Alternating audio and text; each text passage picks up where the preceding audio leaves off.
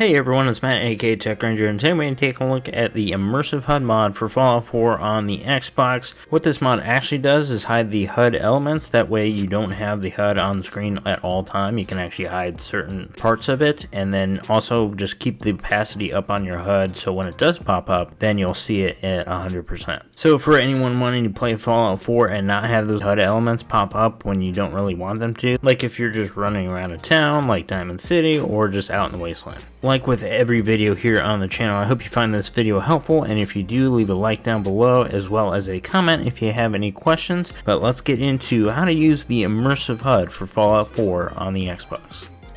You open this gate right now, Danny Sullivan. I live here. You can't just lock me out. So Fallout 4 is supposed to be an immersive game, but when you have HUD elements on the screen, it's not so immersive. But there are certain things that happen in the game, like this encounter in Diamond City, that you kind of want to see played out. This is what you will need to actually use the Immersive HUD. You want the HUD Framework, which is going to be your baseline mod that you need to install. This lets Fallout 4 know that you are going to be using HUD elements with your load order, and you will be using the Immersive HUD one, which is going to go right underneath this one. So now in-game, you're going to have this in your inventory as a holotape, and it'll be under the mist section, and if you have a bunch of stuff in there, obviously it's going to be all the way at the bottom, which makes it a little bit cumbersome, but you can activate it and you will have all of your options. So we've got our holotape. Let's open it up and see what our options are. You'll be able to modify pretty much any HUD element in terms of turning it off or on when a particular action actually happens. For example, in this clip, I am going to sprint and then my compass pops up, which is nice because obviously if you're sprinting somewhere, you're trying to run to a particular spot like a quest or something like that. And then if I pull out my weapon, everything pops up. So the compass, the ammo, and the health. Now keep in mind I am using a DefUI preset, so the HUD itself will look a little bit different like the HUD elements. I also have mine set up so if the game recognizes that I'm in combat, that HUD element for the action points will actually pop up as well.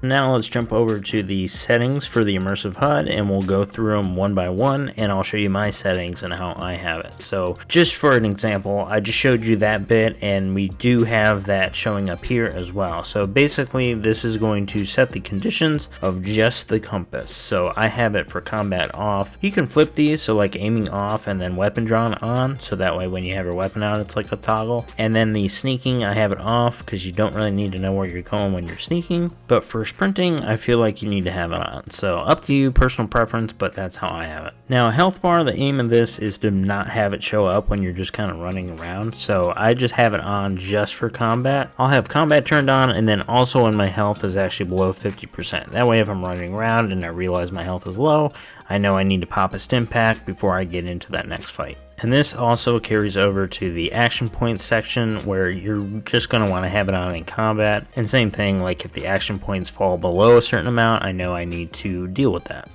Moving down to your crosshair settings, this is where it gets a little tricky. So if you're using a DefUI preset like I am, I specifically have one that has a dot crosshair. So these two top options really aren't going to matter because this mod is actually overriding whatever Immersive HUD is doing.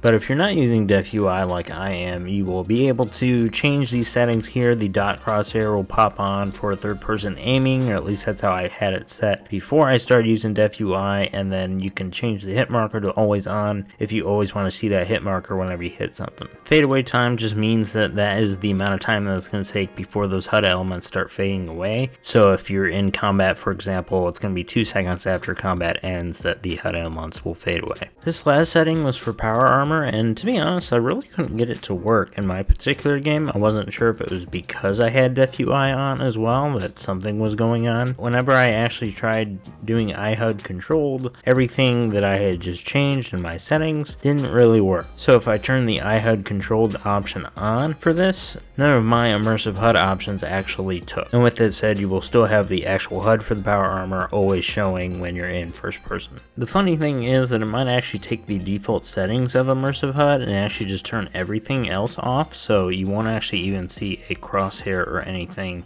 by default if you have the HUD controlled option on with power armor. If you click the always on option, this is going to be the default, what you usually get when you put power armor on. So I think it's safe to say if you use power armor at all, you're not going to be able to utilize the immersive HUD like you would if you weren't in power armor. So if we go back to the holotape, we'll have one more page to look at, and this is the toggle page. And this is very important because at the bottom you're going to have toggle items off or on. If it's on, you're going to be given two items, one to toggle the compass and then one to toggle just to toggle. So you're going to have all of these options here you see on toggle, and we've seen that in the other pages as well. And this means that you're going to have an item that you can actually assign to your quick settings, and then you can just pop it like you would a stim pack, and then boom, you're going to get those HUD elements popping up because you have it on toggle. So for example, with the settings I already have, if I'm not sprinting and I just need to see the compass, I can just have this toggle here and then turn it on. If I need the HUD elements that I have on toggle, I can also just hit this toggle option, and there you have it. Now you can use the Immersive HUD mod and you know all of the options and you know what does what. And lastly, if you are using something like DefUI, you will need another mod to actually use that with this mod. You're going to want to download a compatibility patch and then put that after the DefUI core, for example, and then put your preset for DefUI and then any other mods that use the HUD framework after that. So I hope this video was helpful for you. I think you should be using this mod because it kind of preserves the beauty of the game when you're not really in combat. And or at least that's the way I've been using it, is when I'm not in combat, I don't want the HUD elements popping up. It makes Fallout 4 feel a little bit more of a modern game. So if you enjoyed the video, if you got some value out of it, feel free to leave a like down below, leave a comment again if you have any questions. Thank you so much for watching, and I will see you all in the next video.